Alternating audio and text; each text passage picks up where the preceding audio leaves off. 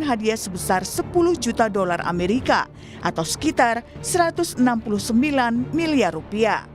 Selain pemimpin tertinggi Iran, Ayatullah Mojtaba Khamenei, sayembara juga menyangkut Menteri Dalam Negeri Iran, Eskandar Momeni, Menteri Intelijen dan Keamanan, Esmail Khatib, dan 7 orang petinggi Garda Revolusi termasuk Ali Larijani yang dikabarkan gugur dalam serangan terbaru AS Israel.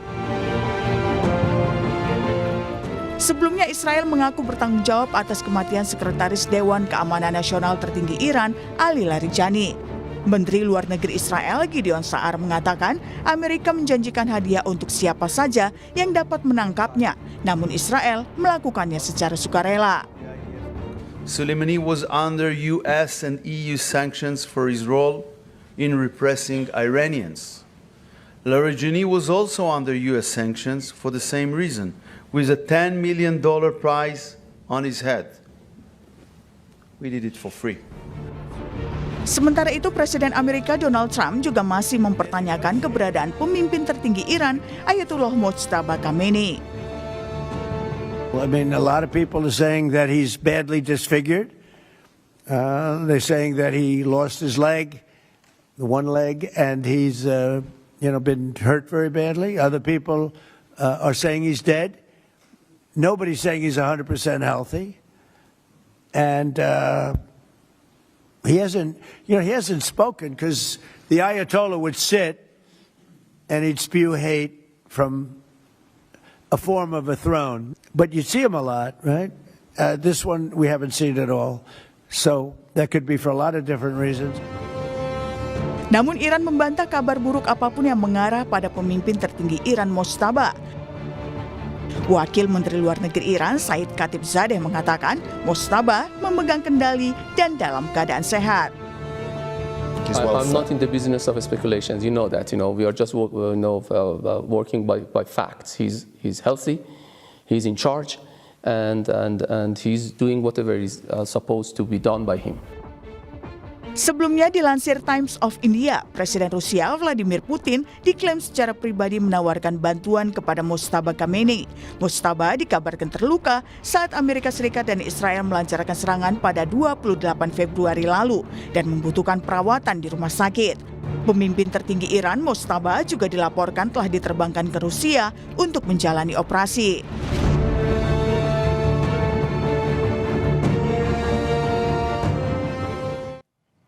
Saudara, konflik Iran dengan Amerika Serikat Israel berlarut-larut dan semakin merugikan banyak negara di Timur Tengah. Serangan drone yang terbaru menyasar kilang minyak di Kuwait dan juga fasilitas perusahaan minyak di Riyadh, Arab Saudi.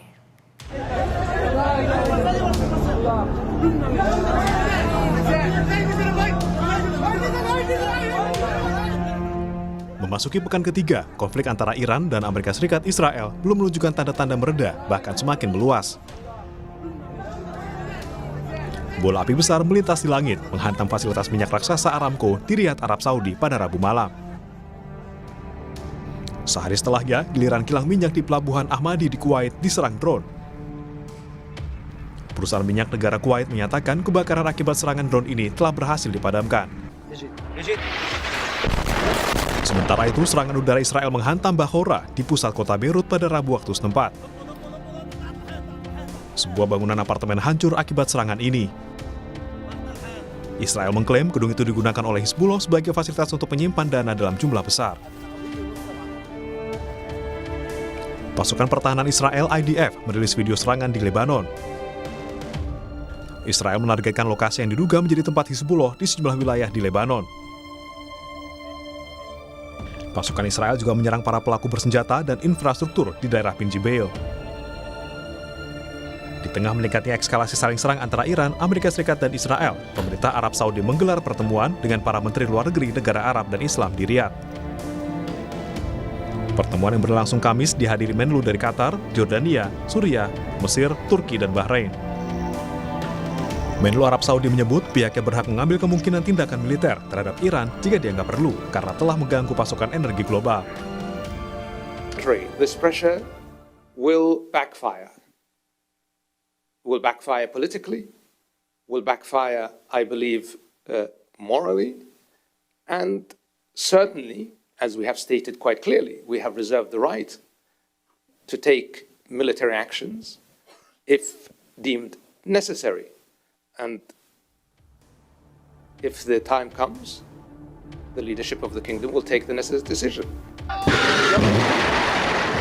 Sementara itu, Amerika Serikat kecewa pada NATO yang tidak membantu Amerika Serikat dalam perang melawan Iran. Presiden Trump mengeluhkan jika keputusan NATO buruk bagi kemitraan. Sebelumnya, Trump meminta bantuan sekutunya untuk terlibat atas perang yang terjadi di Timur Tengah. Disappointed in NATO that we spend trillions of dollars on NATO. Think of it, trillions over the years, many trillions of dollars. It's one of the reasons we have deficits and we help other countries. And when they don't help us, I mean, it's certainly something that we should think about. I don't need Congress for that decision, as you probably know. I can make that decision myself. I'd work with some very smart people. And I'd always deal with Congress anyway, but I don't need Congress for that decision. But, you know, when you say rethink, I have nothing currently in mind, but I will say that I'm not exactly thrilled when we help them with Ukraine. Menanggapi belum adanya tanda-tanda perang mereda antara Iran dan Amerika Serikat Israel, Kanselir Jerman menegaskan Uni Eropa tidak akan membuka jalur laut yang diblokir di Timur Tengah. Akibatnya hingga kini tercatat minyak mentah Brent terus naik, menyentuh $114 Amerika Serikat per barel dari yang sebelum perang $73 Amerika Serikat per barel.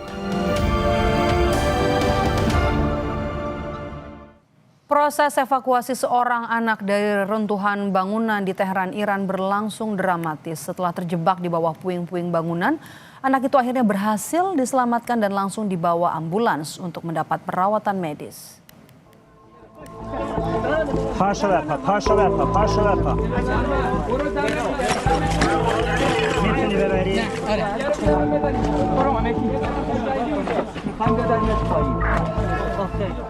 Penuh hati-hati, tim penyelamat mengevakuasi seorang anak dari puing-puing bangunan yang runtuh akibat serangan udara di Teheran, Iran. Setelah berjibaku, sang anak akhirnya berhasil diselamatkan dan dibawa ke ambulans untuk mendapat perawatan medis. Usai penyelamatan, petugas lainnya menyebar berupaya mencari kemungkinan ada korban lainnya di antara reruntuhan bangunan. Rekaman video lain memperlihatkan petugas bulan sabit merah Iran tengah menyelamatkan seorang pria dari reruntuhan bangunan di Teheran, Iran.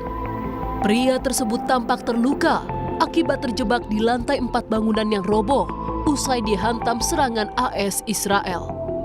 Dalam proses evakuasi, petugas juga menemukan beberapa jenazah korban tewas di tengah reruntuhan bangunan. دستور به عملیاتی ما اعلام شد ساعت 2:30 صبح با تیم تخصصی آوار و سگ‌های زنده‌یاب به این منطقه مسکونی که پشت سر هم می‌بینیم وارد شدیم.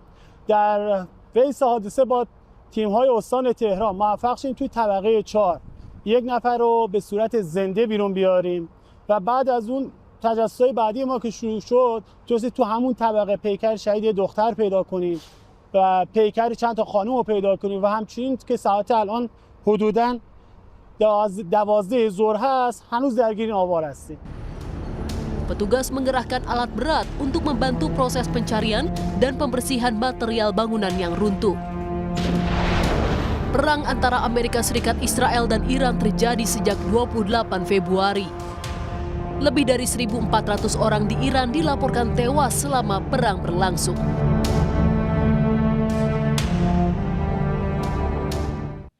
Saudara, tim sepak bola putri Iran disambut